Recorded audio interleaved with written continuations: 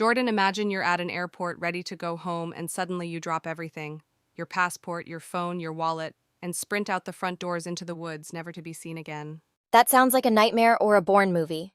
Did someone actually do that? He did, and it's all on camera. This is the story of Lars Mittank, a man whose final moments on CCTV have been viewed millions of times, making him the most famous missing person on the internet. If it's on video, shouldn't we know what happened next? You'd think so, but the video is where the trail ends and the nightmare begins. It starts in June 2014. Lars is 28, a guy from Germany who works at a power plant. He heads to Golden Sands, Bulgaria, for a standard summer beach trip with 4 friends. Golden Sands? Sounds like a typical tourist trap. Sun, drinks, maybe some football? Exactly. For the first few days, it's a totally normal vacation, but on July 6th, things take a sharp turn. Lars and his friends get into a heated argument with some other German tourists at a fast food joint over football teams, Werder Bremen versus Bayern Munich. People get intense about football, but did it turn physical? It did. Lars reportedly tried to de-escalate it, but he ended up getting punched hard in the ear. The next morning, he's in pain and can't hear. A local doctor tells him he's got a perforated eardrum and warns him, do not fly. The air pressure in a plane could cause permanent damage. So his friends are scheduled to leave, and he's stuck in Bulgaria alone? That's a recipe for disaster. It was the turning point. His friends flew back to Germany, and Lars checked into a cheap place called the Color Hotel near the airport to wait it out. That's when the paranoia sets in. So he's alone, he's injured, and he's in a foreign city. How fast did things go south? Almost instantly. That night at the Color Hotel, Lars calls his mother, Sandra, and he's whispering. He tells her he's being followed by 4 men who want to rob or kill him. From a football fight? That seems like a massive jump in stakes. It's extreme. He's texting her to cancel his credit cards.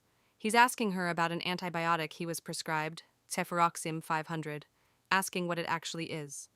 He spends the night hiding in the hotel, and by sunrise he's in a full panic. Does he make it to the airport? He does. On the morning of July 8th, he takes a taxi to Varna Airport. CCTV shows him pacing, nervous, clearly on edge. He goes to the airport medical center to see a Dr. Kostov for one last checkup before he tries to head home. This is the moment, right? What happens in that office? According to the doctor, while they were talking, a construction worker walked into the room. Just a regular airport employee. Lars froze. He reportedly screamed, "I don't want to die here. I have to get out of here." And he just bolts? He leaves everything. His backpack, his wallet, his passport, his phone. The footage shows him sprinting out of the terminal, across the parking lot, and with incredible speed he scales a 6-foot barbed wire fence. He drops down on the other side and disappears into a massive field of sunflowers. And that's it? That's the end of the footage? That's the last time anyone ever saw Lars Mittank. The sunflowers led to a dense forest. Despite search dogs, heat-seeking helicopters, and a massive private investigation, he vanished into thin air. But there has to be a logical explanation. Could the punch to the head have caused this? That's the leading theory. A concussion or traumatic brain injury can cause severe paranoia and hallucinations. Combine that with the rare side effects of the antibiotic he was taking, and you have a perfect storm for a psychotic break. What about the men he said were chasing him? Could they have been real? The police found 0 evidence of anyone following him. No one on the airport cameras was pursuing him. The construction worker in the doctor's office was just an employee doing his job. To Lars, the threat was 100% real, but to the rest of the world, he was running from shadows.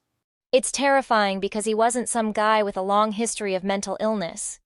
He was just a guy on vacation. It shows how fragile the human mind is.